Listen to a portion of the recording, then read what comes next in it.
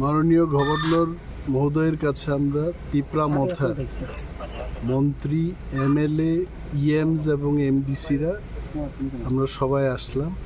15 জনের প্রতিনিধি নিয়ে আমাদের অনুমতি দিয়েছেন। মূল বক্তব্য হলো ভারত সরকারের যে নির্দেশ যে ইলিগ্যাল মাইগ্রেন্টসদের আইডেন্টিফিকেশন করে পুশব্যাক করা, মায়ানমার, পাকিস্তান এবং বাংলাদেশ থেকে যারা আসছে ইলিগেলি তাদেরকে ধরে আমাদের দেশ থেকে বাংলাদেশ বা তাদের দেশে ডিপোর্ট করা। তো এই বিষয়ে ত্রিপুরা মথা মনে করে যে আমরা সবাই জানি যে ত্রিপুরায় মার্জারের পর 1949 থেকেই কিন্তু অনেক আমাদের ভাই বোনেরা তারা বাংলাদেশ থেকে আসতে হয়েছে এবং একটা যুদ্ধও হয়েছে পাকিস্তানের সাথে।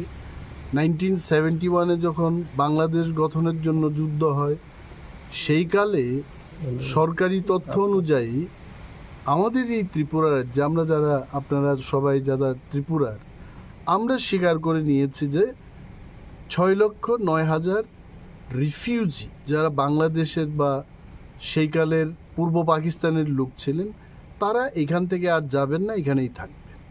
তো আমরা আদি ত্রিপুরার লোক, ত্রিপুরা বা বাঙালি, মণিপুরি যাই আমরা আছি, প্লাস 6,09,000 আমরা হলাম ভারতবর্ষের ত্রিপুরার অ্যাকচুয়াল নাগরিক।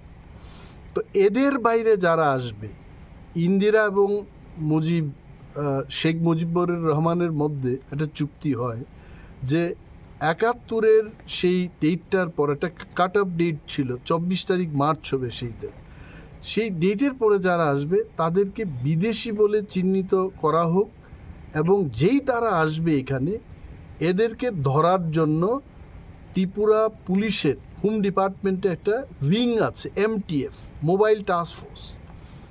SP রয়েছেন, DSP রয়েছেন এবং অনেক পুলিশ কর্মীরা, এটার জন্য আলাদা বাজেট থাকে।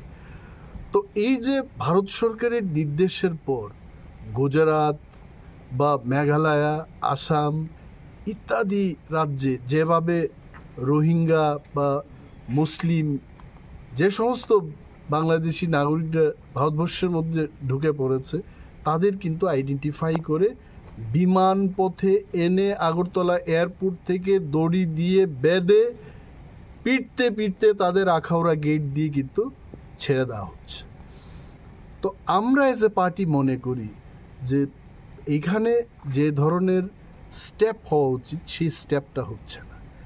তো সেই কারণে আমরা ভারতবর্ষের প্রধানমন্ত্রীর কাছে সমস্ত MLA, MDCs, EM এবং আমরা 2 জন মন্ত্রী আমরা নিজেরা স্বাক্ষর করে ভারতবর্ষের প্রধানমন্ত্রীর কাছে একটা আবেদন জানালাম যে সেন্ট্রাল গভর্নমেন্টের তত্ত্বাবধানেই এখানে একটা স্পেশাল টাস্ক ফোর্স পাঠানো হোক এবং ত্রিপুরা পুলিশ এবং অন্যান্য যারা সেন্ট্রাল সিকিউরিটি এজেন্সিজ আছে, আসাম রাইফেলস, CRPF ত্রিপুরাতে অলরেডি আছে, এদের সমন্বয়ে যেন এই রোহিঙ্গা বা বাংলাদেশিরা যারা দৈনন্দিন এখানে প্রবেশ করছে এবং ডেমোগ্রাফিটাকে শেষ করার চেষ্টা করছে, তাদের ধরার জন্য আমরা আবেদন করব গভর্নরের কাছে না, এটা থ্রু দি গভর্নর প্রধানমন্ত্রীর কাছে। Thank you.